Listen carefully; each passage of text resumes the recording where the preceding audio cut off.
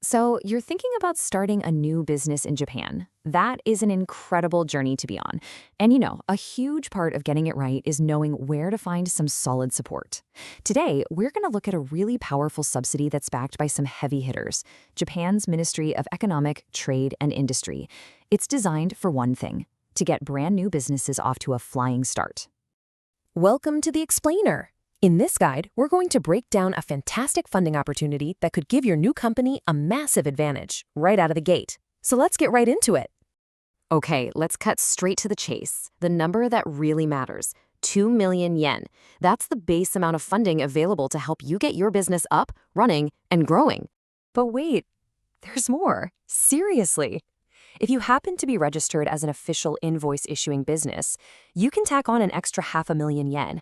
That brings your total potential funding up to a very nice 2.5 million yen. So, what is this thing actually?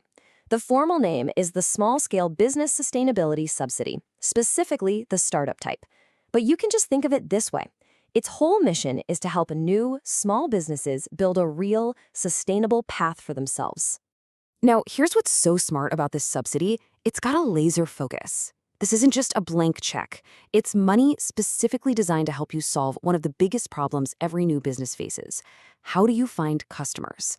It's all about funding things that help you develop those crucial sales channels. So, how does the money part actually work? Well, it's a 2/3, 1/3 split. The government subsidy covers 2/3 of your approved project costs, and you cover the other third. Now, here is a super important point. This is a reimbursement. That means you have to have the money to pay for the project up front. Once it's all done and paid for, the subsidy funds are paid back to you. Which, of course, brings us to the biggest question of all. Can your business actually get this funding? Let's break down exactly who qualifies. First things first, your business has to be small scale. For most commercial and service businesses, that means you have 5 or fewer full-time employees. If you're in manufacturing or some other sectors, you get a little more breathing room. That limit goes up to 20 employees. Next up are these startup conditions, and you have to listen closely here because these are absolute deal breakers. Your business has to be in its first year, so less than 12 months old. But, and this is the big one, you must have already completed a specific certified startup support program run by your local government, and you absolutely need that official certificate of completion just to start the application. Okay, so let's say you've checked all those boxes and you're eligible. Fantastic! Now we get to the really fun part, dreaming up what you could actually do with this money.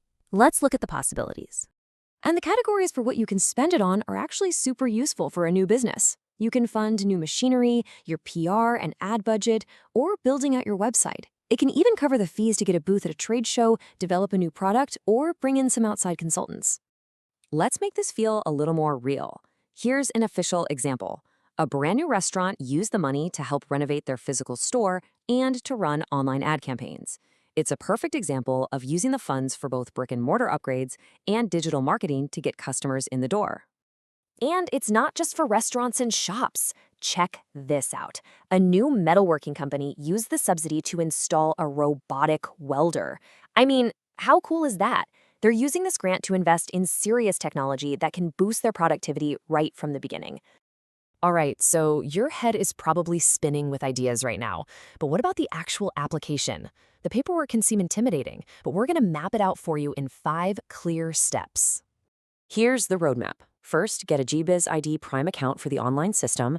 Then, draft your business and project plans. Now, this next part is absolutely critical. You have to complete step 3, entering all those plans into the system before you can move to step 4, which is requesting that mandatory support document from your local Chamber of Commerce. Only then can you actually finalize and submit. Okay, we need to talk about the timeline, because this is where a lot of people make a huge mistake. There's a hidden deadline that trips up applicants every single year. You might look at the calendar and see the final deadline is April 30th and think, great, I've got plenty of time. But that date, it's really, really misleading. And here's why. There aren't 1, but 2 deadlines. The final submission is indeed April 30th, but the real make-or-break deadline you have to hit is April 16th. That's the last day you're allowed to request that required business support plan from the Chamber of Commerce. If you miss that April 16th date, you can't apply. It's game over. So let's put it all together. To even make that request on April 16th, your entire business plan and project proposal has to be written, finalized, and already entered into the online application system. Basically, all the hard work has to be done 2 weeks before you think it's due. So knowing that timeline completely changes the game, right? So what should you be doing right now to give yourself the best shot?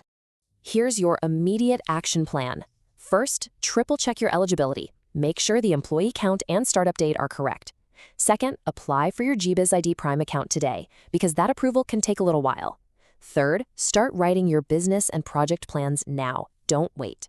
And finally, figure out where your local Chamber of Commerce is, because they are a key part of this process. And to make things as easy as possible, just pull out your phone and scan the QR code right here on the screen. It'll take you directly to the official government portal where you can find all the latest guidelines and the application system itself. So we'll leave you with this final question.